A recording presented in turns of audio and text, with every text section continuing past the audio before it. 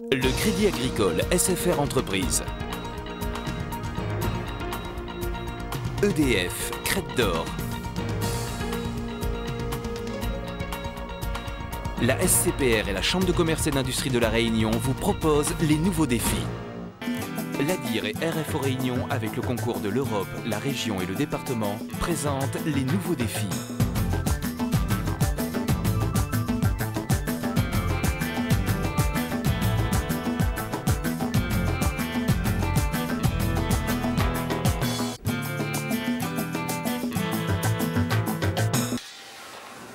Un étrange balai autour d'une presse. Nous sommes dans l'un des ateliers de la SCMP, l'une des entreprises qui accueille les stagiaires du lycée Amiral Lacaze.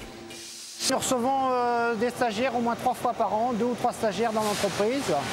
Et donc ces stagiaires-là sont très contents de venir ici parce que nous avons des outils de production ultra modernes. Et ils apprennent une vie différente par rapport à l'école. Donc respecter les horaires et puis voir la pression des clients sur les délais de livraison. Le stagiaire, le voici, Jonathan, première année de bac productique. Quelle est la différence entre ce que vous apprenez à l'école et ce que vous faites ici?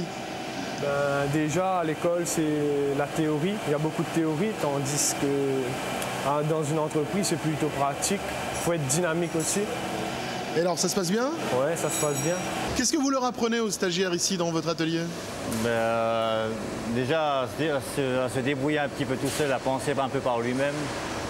Parce que bon, à l'école, on lui impose certains trucs et puis c'est pas toujours le cas dans la pratique. Autre entreprise non loin de là, la CMMP, spécialisée dans la mécanique de précision, dont la réparation de moteurs. Une activité qu'elle est une des rares à exercer à La Réunion. Comment se passe la collaboration avec le lycée Amiral Lacaze? Très bien, puisqu'on a souvent des jeunes qui viennent chez nous. Et donc on les accepte avec plaisir, puisque ce sont des jeunes qui ont une aperçu, si vous voulez, du métier sur des machines bien précises au niveau de leur lycée. Et chez nous, c'est plutôt de la machine conventionnelle. Et donc c'est des machines conventionnelles, c'est-à-dire que ce sont des machines qui demandent plus de mode opératoire manuel. Et ce qu'il y a, c'est que ça leur fait vraiment un complément pour vraiment comprendre exactement le métier dans la branche qu'ils sont. Là aussi, les stagiaires se confrontent à la réalité du monde du travail, même si paradoxalement, les machines employées à l'école sont d'une technologie plus récente que celle de l'entreprise. Qu'est-ce que ça apporte à des stagiaires de venir en entreprise comme ça, ici avec vous? Disons que pour un stagiaire, ça lui permet de connaître un peu le métier de rectification parce que ça ne s'apprend pas à l'école. Donc il voit tout ce qui se passe sur un moteur de voiture par rapport à un garagiste où on ne voit pas les moteurs qui sont éclatés en pièces détachées. J'ai 3 rapports de stage à faire pour le lycée. Je vais leur expliquer un petit peu comment fonctionne l'entreprise et ce qu'ils font dans l'entreprise. Qu'est-ce que tu veux faire comme métier plus tard? Où veux-tu travailler? Alors en fait, là, je suis en train de passer un bac pro productique mécanique sur les machines à commande numérique. Et donc l'année prochaine, on va faire le stage là-bas pour 2 mois. Et comment dire? Le stage, ce sera en métropole l'an prochain. Ouais, voilà. Ouais. Donc l'objectif, c'est d'aller travailler en métropole? Normalement, oui. La métropole, le débouché quasi exclusif pour cette filière.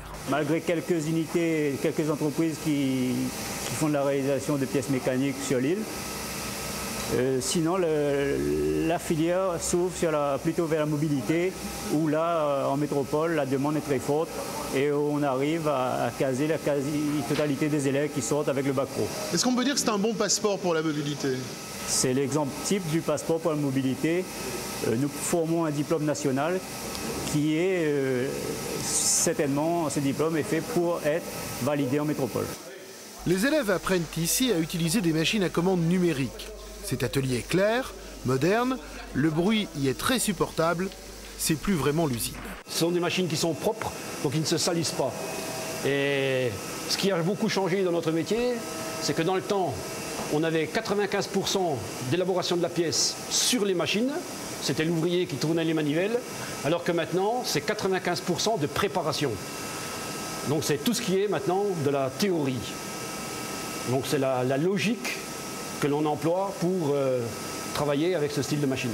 Pour motiver les élèves, on leur fait réaliser de A à Z de véritables projets industriels. Il y a quelque temps, ils ont construit la carcasse d'un satellite destiné aux radioamateurs et qui sera lancé début 2004 depuis Kourou.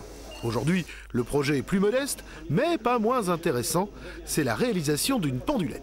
Il y en a qui ont fait la semelle, d'autres qui ont fait les côtés, et d'autres qui ont fait tout simplement la partie qui va recevoir la montre.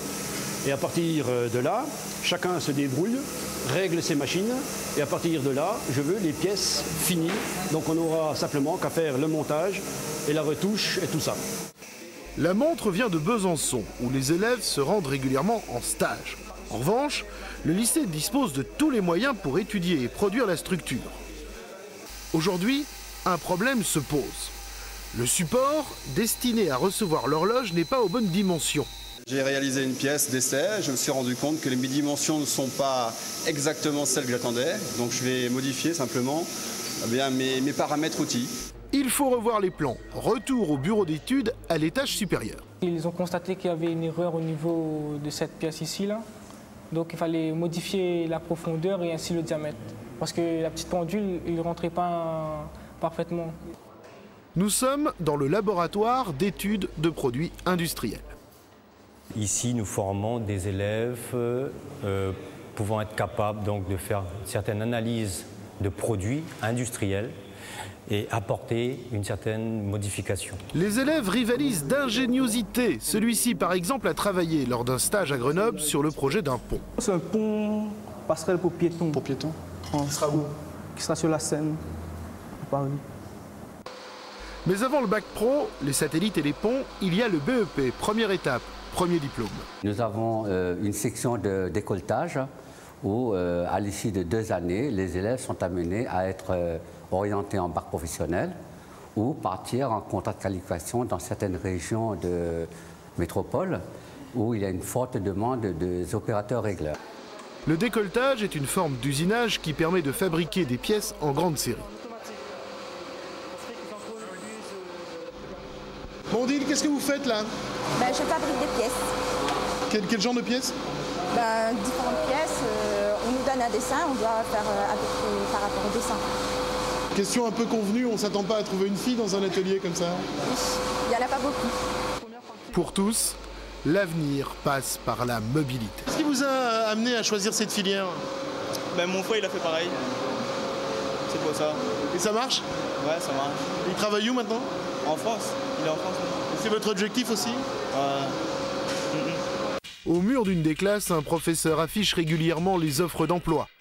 Elles viennent toutes de métropole.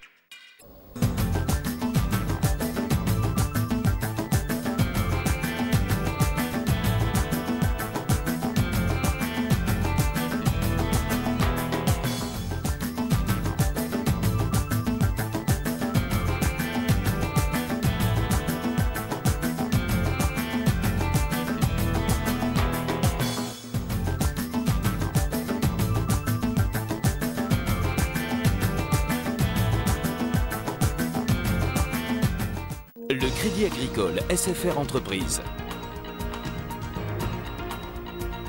EDF, Crête d'Or.